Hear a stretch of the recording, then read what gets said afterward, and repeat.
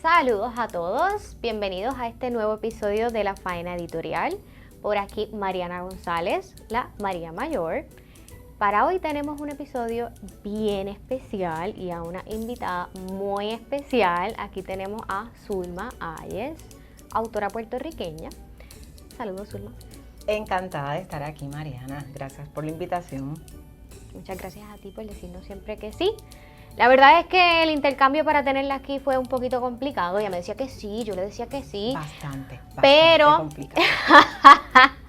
Pero hemos superado todo y ya finalmente llegamos acá para hablar sobre un tema muy hermoso. Y digo hermoso porque soy fan de lo que es la literatura para la niñez. Y hemos traído a Zulma para que nos hable sobre su experiencia como autora publicada. Y también para que le dé recomendaciones a autores que quieren escribir libros para niños y también sobre todo que quieren publicar libros para niños. Claro que sí. ¿Te parece? Sí. Para empezar, claro, cuéntame, Zulma, ¿quién eres? No te conozco hoy. No sabes nada de mí. No sé nada de ti. Empecé a escribir literatura infantil hace unos cuantos añitos. Fue por allá por el 2000.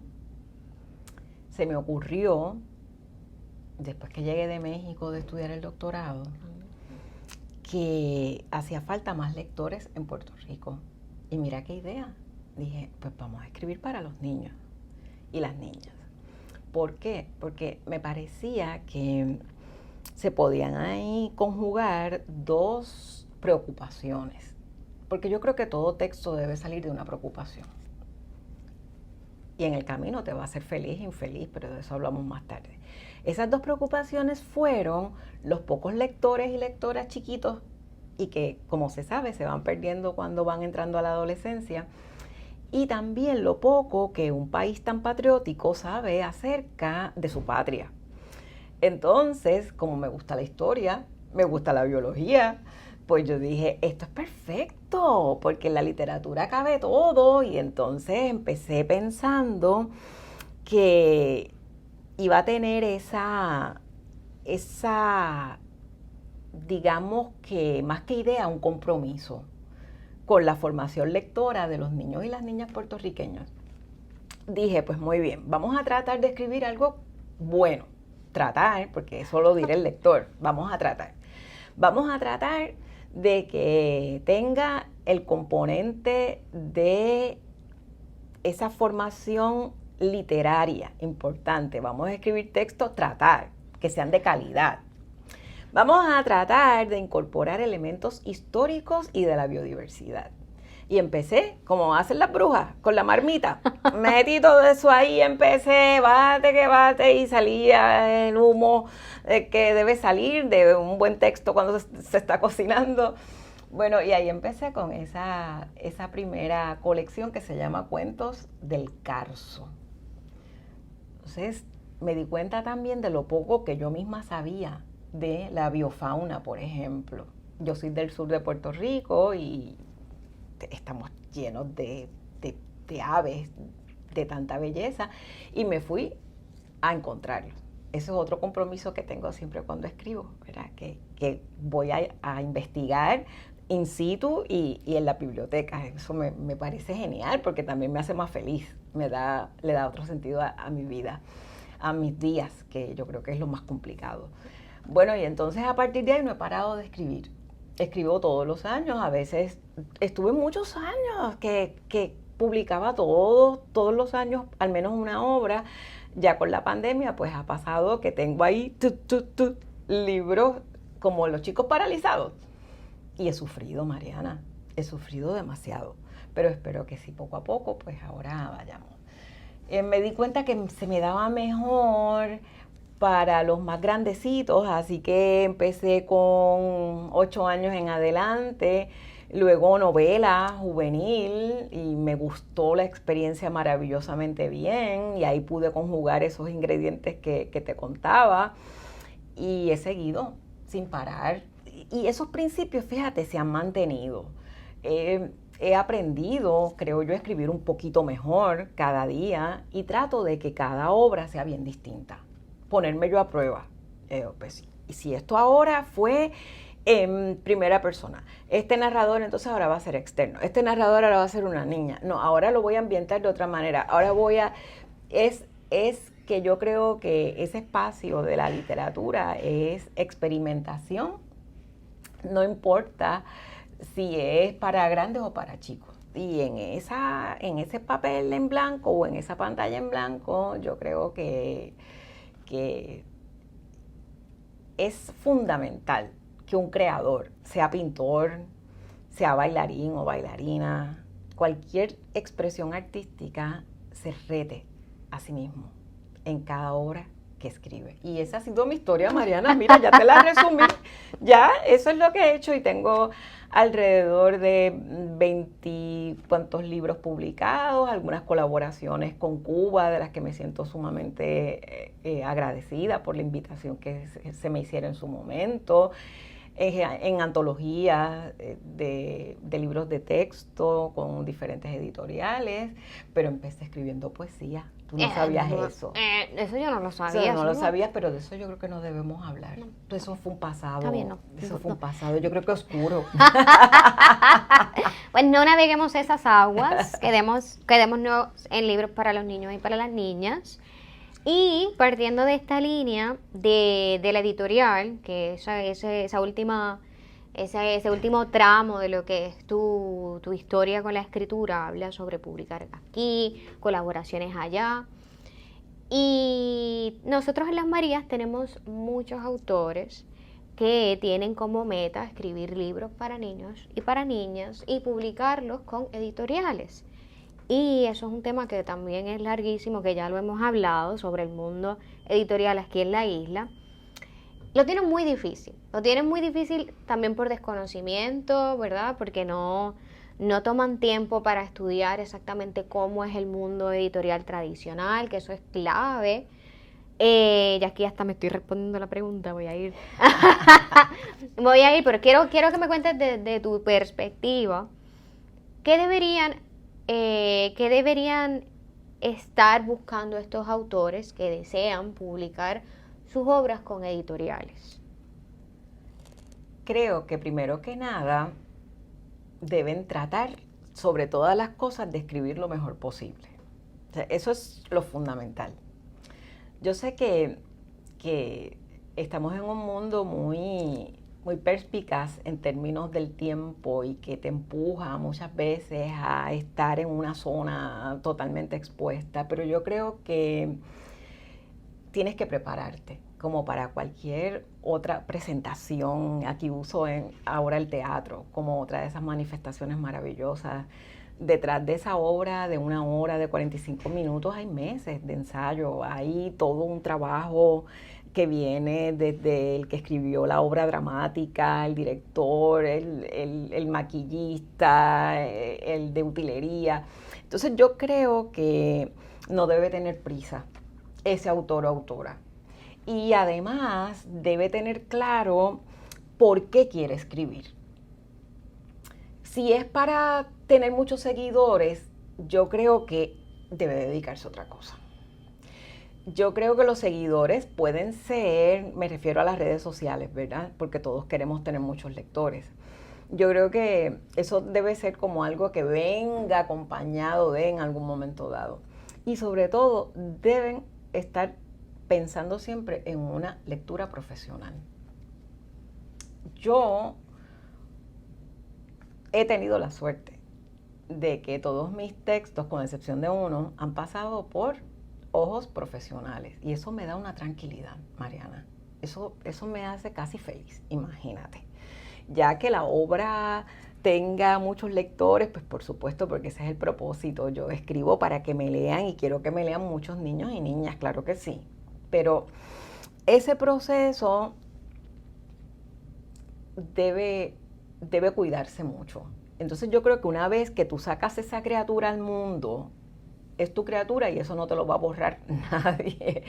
Y es bueno que esa criatura, si vas a tener una carrera, tenga su evolución. ¿verdad?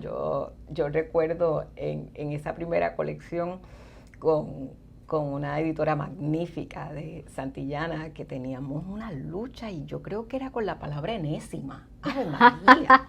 Y esa palabra enésima yo no la quería cambiar, era para niños de 10 años. Y yo no la quiero cambiar. Y todo esto con el mayor respeto a su función y ella con el mayor respeto. Lo que pasa es que ya teníamos bastante relación estrecha y nos teníamos confianza.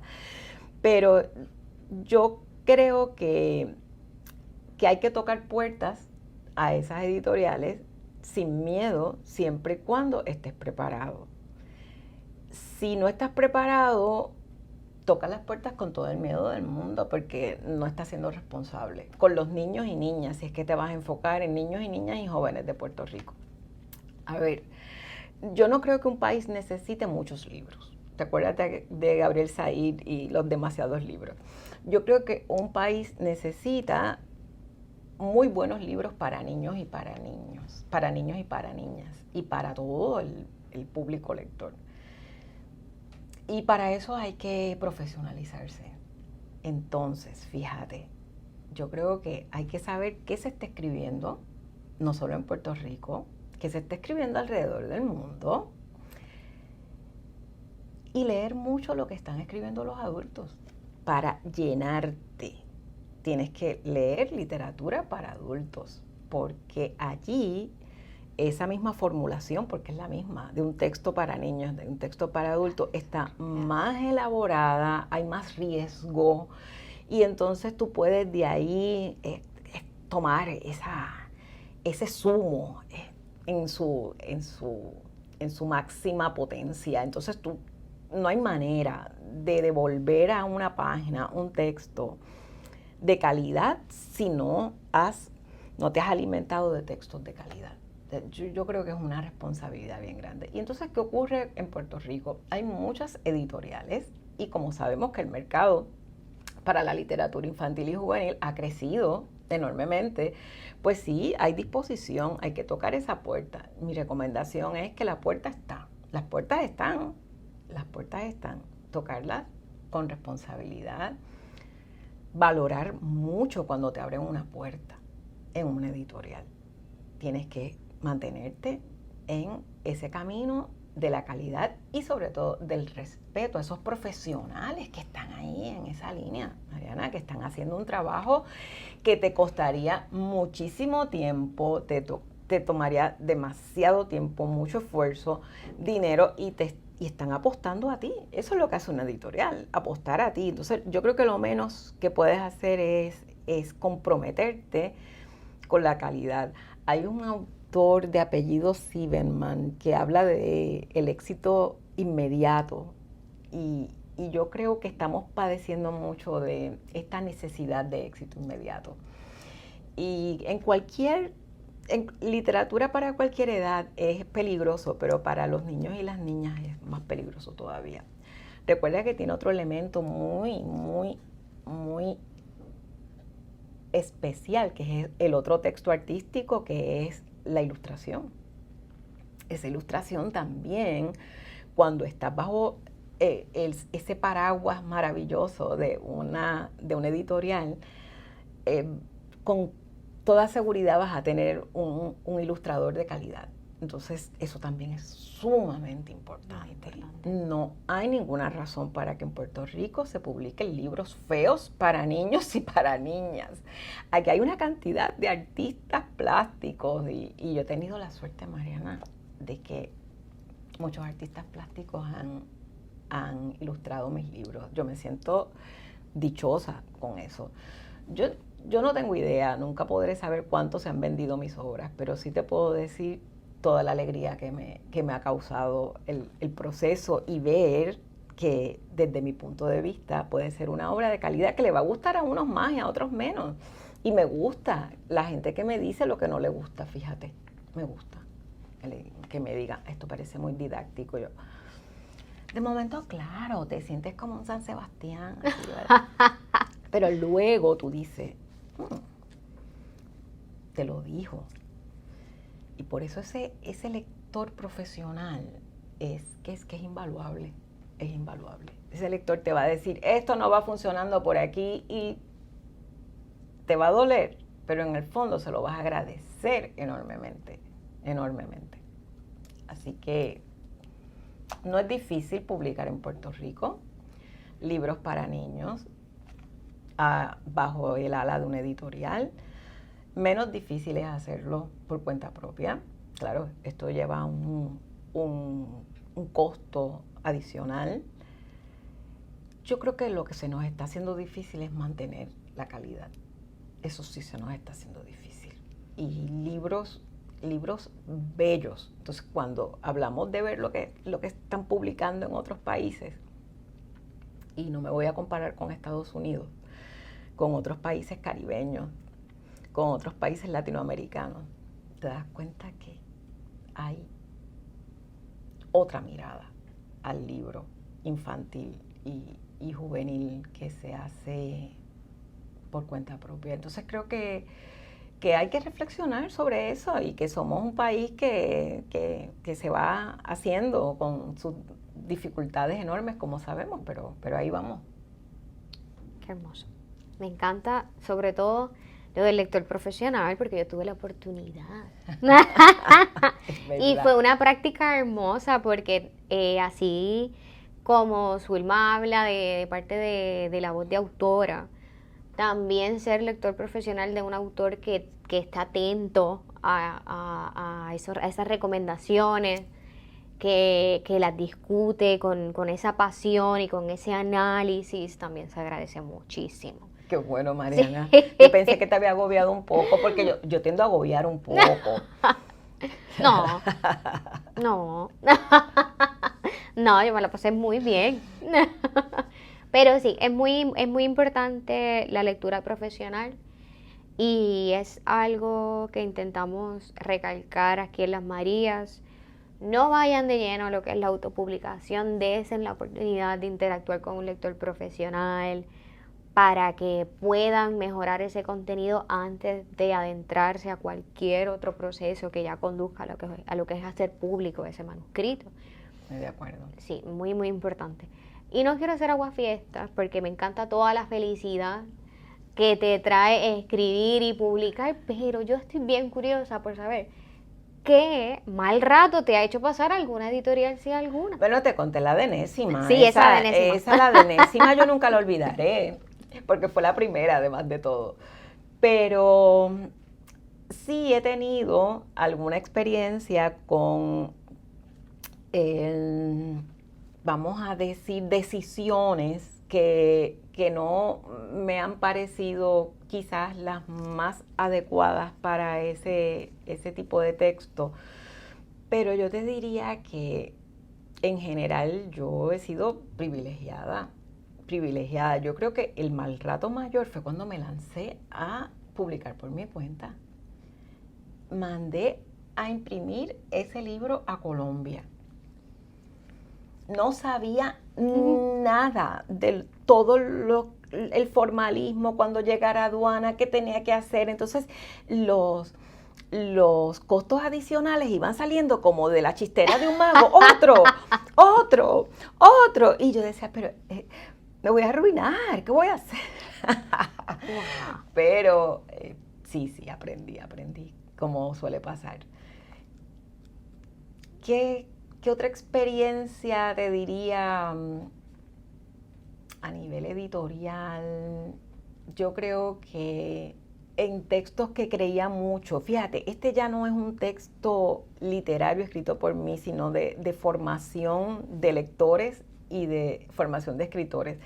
Ese texto en el que creía mucho, que yo no creo que le dieron todo el cariño que necesitaba para un país como el nuestro, que necesita de tantos lectores y de tantos escritores. Yo creo que no se entendió ¿De el verdad? proyecto. Sí, no se entendió. ¿Y cuando pasa esto, verdad? Cuando tú como autora sientes que no se está entendiendo el propósito o el interés de eso que estás entregando, ¿qué haces? Pues pido una reunión de inmediato y digo todo esto que te estoy contando y me pongo así de explícita y digo no, porque se trata. Yo creo que cuando hablamos de lectura y de escritura creativa, tenemos la idea que es solamente texto literario y escritura y lectura creativa es una fórmula matemática. No hay manera de que haya desarrollo humano sin la imaginación, que eso es lo que activa. Entonces creo que desde ese punto de vista, pues no, quizás yo no supe explicar bien el proyecto. Me imagino que daba por hecho que un texto de escritura y lectura creativa, porque fíjate que hablaba de lectura y escritura creativas. Entonces quizás dimos un supuesto que ambas partes lo entendíamos, pero realmente no creo que estuviéramos entendiendo. Y salió el proyecto y creo que es un gran proyecto en colaboración con una colega y creo que se le debería dar una segunda oportunidad porque hace falta muchos lectores. Hacen falta muchos lectores y me gustó mucho esa línea de que cuando pensaste en esto de hacen falta lectores, no pensaste en los lectores adultos, sino en la formación. Ok, pues vamos a agarrarlos desde chiquititos. Así es. Para que se vayan formando. Y fue una sorpresa para mí, Mariana. Para mí misma fue una sorpresa. Yo venía de una maestría hecha en Puerto Rico en la que había trabajado con Ana Lidia Vega y había trabajado con toda su obra. Yo soy de esas sumamente agradecidas por esa generación que nos dejó una huella, pero magnífica en nuestra formación literaria, ¿verdad? Ana Lidia Vega, Luis Rafael Sánchez, Rosario Ferré, Carmen Lugo. Yo me formé literariamente porque leía desde pequeñita, por supuesto, pero con esa idea de cómo están montando este texto, cómo están creando este texto, que me pareció maravilloso y lo estudié. En México comparé el éxito de Ana Lidia Vega en Puerto Rico, que para entonces tenía la dicha de ser una de las escritoras puertorriqueñas más leídas. Después de Vírgenes y Mártires con Carmen Lugo, con todo lo que fue Pasión de Historia, con Encancara Nublado, bueno, imagínense, sus textos se vendían y se vendían. Entonces la comparo con Elena Poniatowska, que era, pues claro, un exitazo en proporción. Bueno, es que no hay proporción posible, pero bueno, en México un mercado tan gigante, ¿verdad? Y venías de demostrar, no que una fuera peor que la otra, porque de eso no se trataba, ir ahí por la puertorra, ¿verdad? Era demostrar que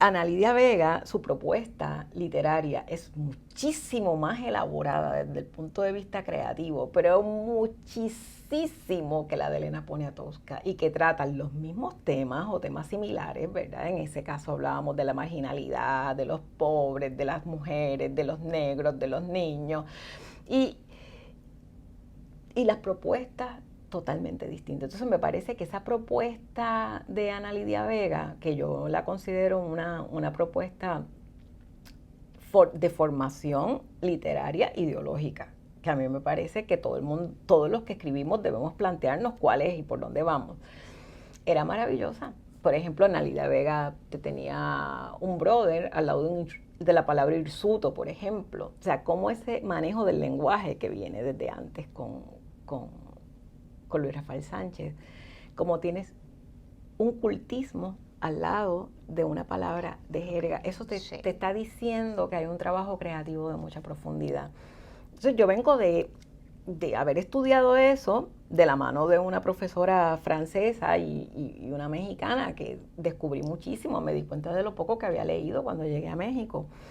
Y entonces digo, es que esto que yo estoy estudiando es magnífico. O sea, si mudamos a Ana Lidia a México, sería... Y claro, y ahí entendí también que no es que ser una isla sea bueno o malo, es que es una realidad. Sí. Y eso te da unas condiciones y punto, y se acabó. Y esas condiciones, pues yo creo que aquí tenemos una gente demasiado talentosa y le falta esa proyección, sí, esa apertura. Ciertamente Ana Lidia trabajó publicó en Argentina con Ediciones La Flor, como sabemos, y Luis Rafael Sánchez traducido a tantos idiomas y todo esto. Igual está pasando, por ejemplo, con una Mayra Santos en nuestros días, que es también magnífica. Yo creo que de lo que se trata es que de esa reflexión, yo dije, es que lo que estos escritores nos han dejado, vamos a devolvérselo desde el texto para niños y jóvenes, para que desde chiquitos vean que ese espacio creativo es un espacio de lucha, es un espacio de transformación. Y si ese espacio de transformación, Mariana, yo lo leo así, para eso me tienen que enseñar a leerlo así. Porque no es que lo escribas de esa manera, tú quieres una lectura creativa de ese texto. Pues entonces le estás diciendo a ese niño o niña, mira qué importante, no que tu obra es la gran cosa. Le estás diciendo que si en una página se puede transformar el mundo, fuera de esa página también.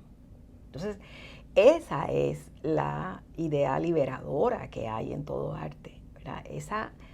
Esa imaginación convertida en algo corpóreo, por llamarle de alguna manera, es lo que, si has hecho una lectura que no se vaya a la superficie, sino que se meta ahí dentro de todas las astucias y todo lo que hizo ese, o mucho de lo que hizo ese autora, le estás diciendo a ese niño o niña, tú puedes hacer tantas cosas contigo, con tu vida y con tu país y con el mundo. Y es una propuesta de lectura y tenemos que luchar por esa propuesta de lectura. Sí, tenemos que luchar. Y es hermoso que puedas apalabrar todo esto, ponerlo en palabras y en ejecución a través, ¿verdad?, de lo que es tu obra. Y hablando de obras, aquí tenemos a Canito, el murciélago pescador. ¿Esta es tu última obra? No, esa es creo que de 2017, pero se ha reeditado en varias ocasiones. Cuéntanos un poquito de ella. Pues Canito existe, Canito es puertorriqueño. Canito es uno de los, déjame ver que sepa exactamente cuántos son la cantidad de murciélagos, porque si no después me van a regañar. Es uno de los 13 murciélagos de Puerto Rico. Es el único mamífero endémico puertorriqueño, el murciélago. Y ¿te acuerdas que te contaba al principio de ese interés mío por la biodiversidad? Sí, de aquí viene. Imagínate cuando yo vi que un murciélago pescaba, Mariana. Mira, ras, chas, sas. Déjame mirar para el piso porque se busca su sustento, y cuando yo dije, espérate, pero es que esto es una cosa maravillosa. Entonces también Canito, pues, es el murciélago más grande de Puerto Rico y vive en el estuario de la Bahía de San Juan, entre otros lugares. Entonces, me gusta también esa idea de libro con proyecto, ¿verdad? Que este libro pueda ayudar a un proyecto a ser más fuerte. ¡Wow! Maravilloso. ¡Wow! Pues este libro se trabajó para que el estuario de la Bahía de San Juan tuviera ese animal emblemático de su entorno, de sus aguas. Y Canito, pues, se convirtió en eso y me parece... Y es una propuesta hermosa porque, como dices, conectar proyectos que tanta falta hace también en la isla, porque hay tantos. En estos días estaba hablando con un colega sobre, wow, yo no sé cómo llegué a X proyecto y dije, wow, esto está ocurriendo en la isla y cómo puedo ayudar yo para resaltarlo y para ayudarle a que otras personas conozcan estos proyectos. Y hoy día se están dando tantos proyectos chiquititos, pero tan hermosos y significativos, que van desde piezas de ropa, que van desde piezas para libros, hechas a mano. Y nosotros, ¿verdad? Que somos creadores en letras, pensamos, ¿será que hacemos un artículo? ¿Será que convertimos eso en libros? ¿Será que lo convertimos en una tarjetita de regalo? Claro, ¿Será que...? claro, Todo. claro. Y todo se puede convertir en libro, todo. Claro. Todo se puede convertir en realidad en una historia, no en un libro.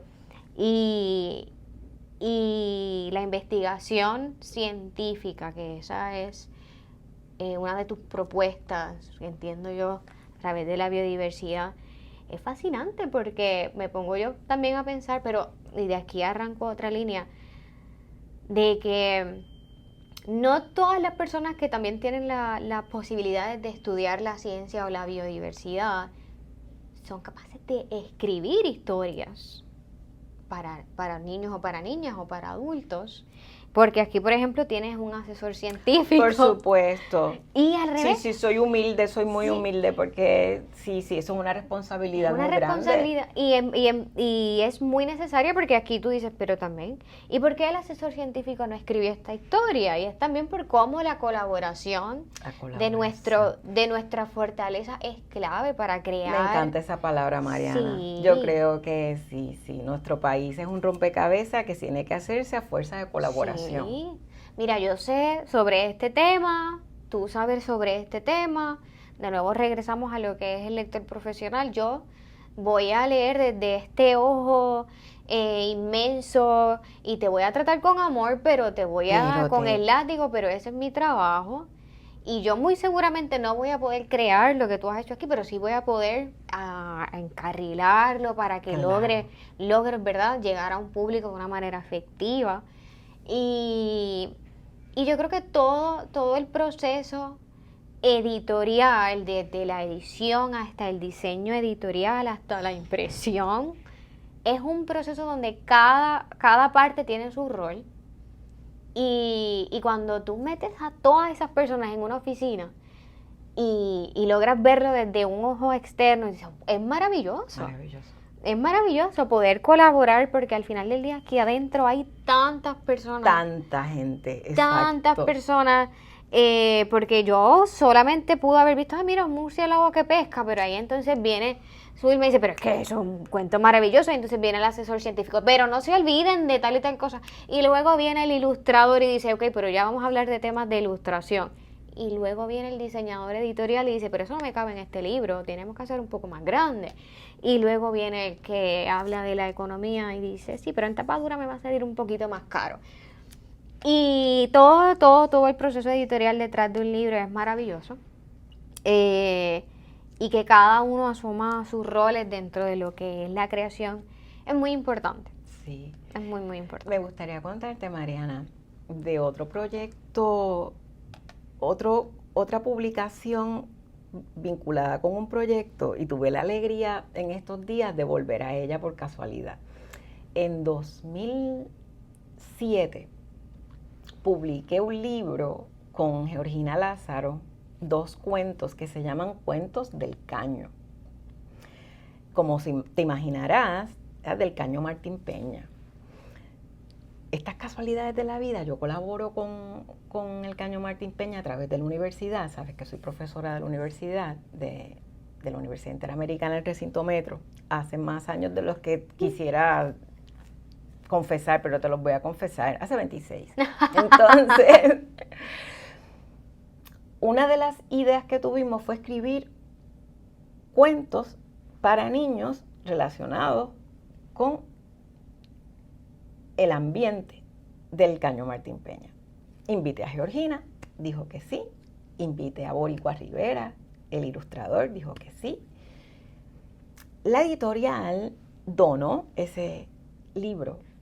Para entonces, el Caño tenía más habitantes, eran cerca de 28,000. Y había 2,000 niños de escuela elemental. Y mira lo que hicimos. A través de Proyecto Enlace, se hizo una lectura simultánea en todos los salones y cada niño recibió su libro. Pues eso te da una felicidad duradera, ¿verdad? Eso yo creo que por eso hablaba, ¿verdad? De cuál es tu propósito cuando escribes. Y entonces creo que el hecho de que hace nada, este año, por fin liberaran los primeros dineros del Cuerpo de Ingenieros de Estados Unidos para que el caño se empiece a dragar, pues tú dices, wow, Te remonta. ese librito de hace todos estos años, esos nenes y esas nenas, ya quién sabe dónde están. Entonces, yo creo que si entendemos en qué país estamos, y yo creo que es un país que se está haciendo, pues tú tienes que estar dispuesto a las colaboraciones y tienes que estar dispuesto a ver dónde te necesitan.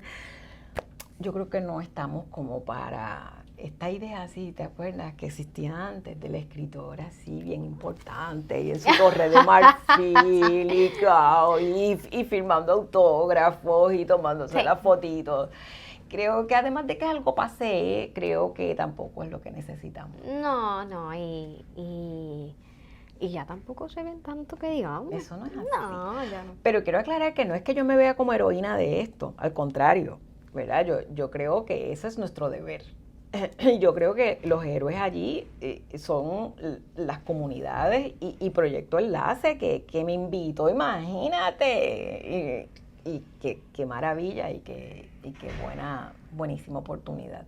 Sí, y también recalcar en eso de encontrar el propósito a la hora de escribir ayuda también, de hecho, a la escritura, a imaginarte a quién le estás contando esa historia, que es una herramienta narrativa, es una herramienta de escritura buenísima. Ya imaginarte a esos lectores, a esas lectoras, te ayuda a arrancar, te ayuda a pulir, en décima no, esta sí, pero quizás Claro, sí, porque ¿por qué no? Claro. Porque claro. quizás lo necesitan también, la palabra en décima ahí. Es muy importante también tener un propósito para motivarnos en la escritura y para poder arrancar y terminar con la escritura. Sí, sí. Yo creo que ese último eslabón, que es el lector, en realidad es el principio, ¿verdad? Entonces, porque sin lector la obra no tiene ninguna razón de ser. Entonces, ese último eslabón, a mí me preocupa mucho la formación que se le está dando como lector. Pues por supuesto, te imaginarás que estoy totalmente en desacuerdo de los exámenes de comprobación de lectura. En todo caso, un examen de comprobación de comprensión de la lectura, que puede ser totalmente distinto. Creo que a partir del texto literario puede fomentarse otro tipo de manera de examinar si entendiste el texto, que es lo más importante. Pero a mí me preocupa mucho, por ejemplo, cómo esa formación ideológica para la lectura tiene mucho que ver con salirte del texto. O le das a la literatura infantil y juvenil una función totalmente utilitaria que sirva para llevar moralejas, todo lo que los padres no le han podido enseñar a los nenes y a las nenas, que sirvan para que los niños sepan de todo, hasta de cómo lavarse los dientes, todo eso es válido, pero tiene que hacerse desde un punto de vista creativo. Pero sobre todo los valores, eso me preocupa mucho, que tú escribas un libro para enseñar valores y para dar consejos. Para eso se puede escribir un texto no literario, ¿verdad? El texto literario es esencialmente artístico, pero ¿qué pasa? Si esa formación de ese maestro o maestra no va por ahí, entonces, no sé si tú eres bien jovencita, Mariana, pero con el cuento La Carta de José Luis González, que me parece el cuento, uno de los cuentos más perfectos de la historia universal. Es perfecto, no le sobra una palabra, todo está perfectamente estructurado. Hay un investigador de apellido Souto en México que dice del texto que es un excelente ejemplo de ingeniería circular. O sea, maravilloso. Bueno, ese texto, cuando yo estaba en la escuela, se utilizaba para identificar los errores ortográficos que había en el mismo, aunque no lo creas. Eso era una de las actividades. Pues claro, el texto aguanta todo, el texto literario aguanta todo. Y quizás eso es un ejercicio que podría tener su razón de ser si antes te hubieses dedicado a ver esa creación, cómo se construyó ese texto tan perfecto, que tienes una carta que pasó por un proceso de mímesis, que el autor se hizo pasar imitó a alguien que pudiera haber escrito de esa manera, cosa que sabemos que es un ejercicio sumamente complicado. Sí. Yo creo que no leer lo creativo en el texto, no leer que esa entrada de ese narrador omnisciente que sabe lo que él tenía en el bolsillo y que la carta estaba arrugada. ¡Wow! Todas esas decisiones que toma un escritor, ¿sabes qué? Yo creo que son las que a la larga van a hacer que ese lector quiera leer otra vez. Sí. Son esas decisiones, no es por los valores que te enseñe, con respeto a los valores, pero los valores vienen a ser una consecuencia de esa lectura artística. Y entonces a mí me preocupa también mucho ese tipo de formación, una formación ideológico-literaria que nos lleva al status quo. Ay, Mariana, wow. Podemos estar hablando hasta mañana. Pero qué barbaridad. Es que tú sabes que yo no paro. Sí, no, muy mala. Tenemos aquí hasta mañana si nos dejan, porque ahora podemos seguir dándole punta y punta. Pero mira. Pero para quienes no han leído la carta, vamos a leer la carta. Es un texto maravilloso, José Luis González, que se decía a sí mismo el más mexicano de todos los puertorriqueños. Y tuve la suerte de conocerlo en México. Mira, Mariana, te voy a contar. Cuando lo conocí, yo estaba desesperada porque la UNAM no me contestaba. Yo me había ganado una beca, estamos hablando de 1991. Y entonces, pues, ya tenía la beca y la universidad no me contestaba.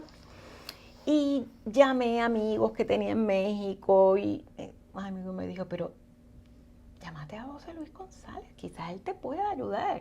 Y yo dije, pero no me atrevo. No me atrevo, fue como martes y ya el viernes me atrevía.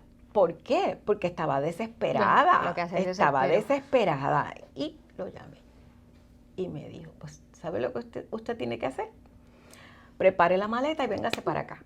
Pero José Luis, mire, lo que ocurre es que no tengo, véngase para acá, que debe estar en algún cajón la carta de aceptación suya de la universidad.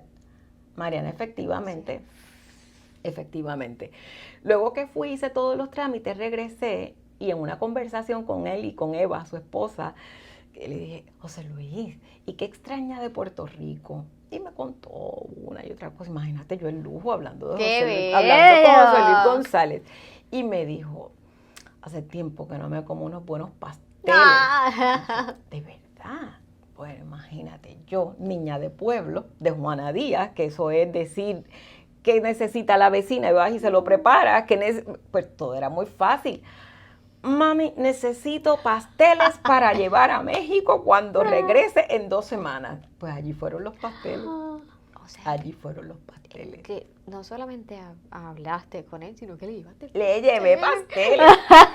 Y luego tuve la felicidad inmensa ya cuando él falleció, lamentablemente, de presentar una ponencia, los lectores puertorriqueños de José Luis González, y allí estaba Eva y allí estaba su hijo y siempre nos acordábamos de los pasteles, imagínate. Qué hermoso. Imagínate, yo fui con la caja de los pasteles.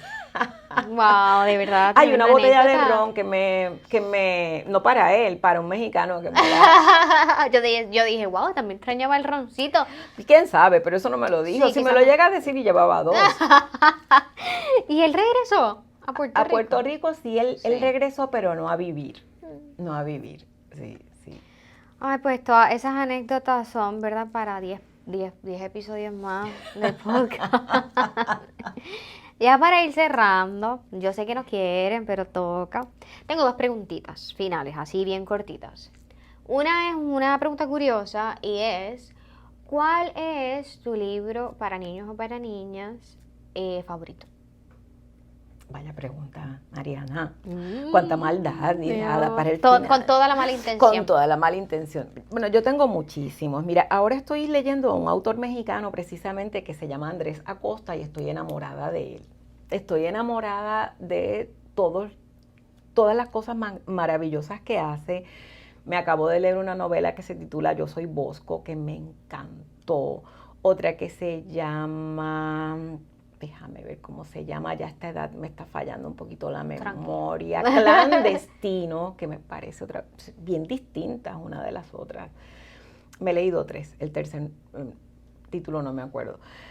Pero de la literatura tradicional, es decir, ahora mi autor favorito es Andrés Acosta, en este momento. Okay. Pero de toda la vida, yo creo que Carlo Collodi y Pinocho. Sí. Carlo Collodi y Pinocho porque me parece que es una historia, son 300 páginas llenas de una imaginación sin límites, la creación de unos personajes perfectamente tallados. No es por casualidad que Pinocho se haya desdoblado en tantas figuras artísticas, ¿verdad? Cine, el mismo títere de diferentes maneras, el muñeco, existe canciones, existe todo, y es porque es un personaje perfectamente tallado, al igual que el grillo parlante, perfectamente pensado, perfectamente tallado. Entonces creo que las escenas de Collodi, que ese no era su nombre, era Lorenzini, creo que cada escena es demasiado vivaz. Entonces yo no recuerdo haber leído un escritor para niños con esa profundidad. Es una obra complicada y es compleja desde muchos puntos de vista, pero también con tanta certeza. O sea, esa que todo lo que crea está maravilloso. Tú lo ves, tú ves a Pinocho en cada una, pero sobre todo me pasó algo con Pinocho la primera vez que lo leí, que me convertí, supe lo que era ser un lector participativo. Yo, no, otra vez. ¿Cómo te vas a meter en este otro lío, muchachito endemoniado? O sea, qué maravilla, que eso es bien fácil que pase en el cine, pero es un poco más difícil, y en el teatro, pero es un poco más difícil que pase con la literatura, y Collodi definitivamente no hay manera, no hay manera. Así que siempre vuelvo a él porque creo que hay mucho que aprender de esa historia. Ya quienes no se hayan leído la versión larga de Pinocho, no, sí. Pinocho no era un muñeco de... No, la larga de 300 páginas, así que agarren por ahí. Sí. Para que seamos también lectores participativos. La última pregunta, para cerrar. Una única recomendación que le des a todas las personas que nos están escuchando sobre qué hacer para escribir historias para niños y niñas de forma que puedan, ¿verdad?, efectivamente intentar publicar con una editorial. ¿Qué pueden hacer? ¿Qué les recomiendo?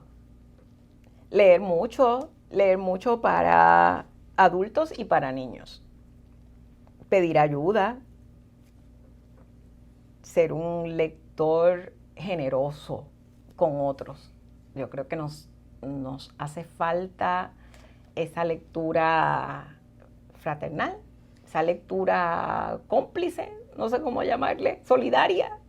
Pero sí, los talleres también pueden ser una alternativa si estás dispuesto a ser generoso con tus compañeros y atesorar lo que el profesor te está diciendo. Creo que sí. Si no, no vayas a un taller. Porque yo creo que se aprende mucho en la comunicación, tanto horizontal como la vertical, y ahí hay una maravilla. Y por otro lado, estar comprometido siempre con la calidad, ser generoso con la lectura que haces de los otros.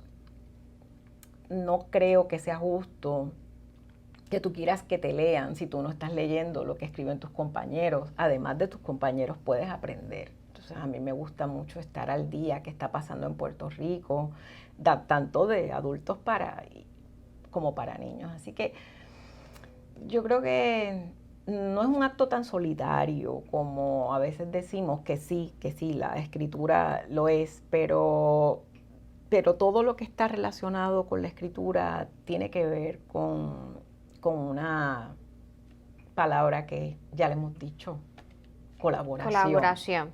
Colaboración. Yo estoy muy agradecida porque escucharte es un deleite para mis oídos y sé que para los de ustedes también. Y deseo que sigamos colaborando, no solamente con este podcast, sino con muchos libros más. Y que sigas escribiendo. Claro. Y que podamos ver más obras publicadas. Y ustedes también, que busquen los libros de Zulma, que son maravillosos. Yo he tenido la oportunidad de leer algunas obras no publicadas todavía. Y de nuevo, de verdad, muchísimas gracias por este tiempo, porque hablar sobre el mundo editorial es muy importante y uno de los nortes de las Marías. Hablamos mucho de cómo escribir y cómo escribir bien y herramientas de escritura, pero salir a lo que es el mundo de la industria editorial es algo muy importante para nuestro trabajo dentro de lo que es las Marías Servicios Editoriales, porque nosotros no queremos estar ahí, ¿verdad?, para ayudarlos a sacar un manuscrito al público, sino para que aprendan sobre lo que es el proceso editorial, para que se vayan con sus manuscritos y los arreglen y regresen con ellos con mejoras óptimas y que ya sean capaces de sacar ese libro al público de una manera muy efectiva. Y todo esto que dices y que compartes con las personas que nos están escuchando y las personas que nos están viendo, sé que arroja mucha luz, mucho norte, porque yo tenía idea de lo que era, ¿verdad?, el proceso de edición, pero quizás deba aguantarme y evaluar un lector profesional, que eso es clave y sé que tú lo valoras mucho. Así que al final del día todo se resume en colaboración, en paciencia y en algo que mencionaste ahorita que me encantó, en ser muy responsable cuando tocamos las puertas de las editoriales, a asumir que es un trabajazo inmenso lo que se avecina en cuanto tocas esa puertita ya. Si se te abren las puertas es una responsabilidad de tiempo, de dedicación y también de saber recibir todas esas críticas de una forma muy humilde. Así que te quiero agradecer. Yo encantada. Y hasta la próxima. Esto no es un final, porque como ven, Zulma habla muchísimo. Qué intensidad, Mariana, qué barbaridad. Pero muchísimas gracias, Zulma. Yo encantada y estoy felicísima de ser parte de este grupo magnífico y que hacía mucha falta en Puerto Rico. Qué bueno que vinieron, y tanto para la autopublicación como para la publicación que luego se va a enviar a una editorial. Claro que sí. Pues muchísimas gracias. Encantada. Y hasta aquí este episodio de La Faena Editorial. Nos despedimos recordándoles que nos pueden encontrar en www.lasmariaseditorial.com y que este podcast también lo pueden escuchar en Spotify, Apple Podcast y Google Podcast. Hasta la próxima.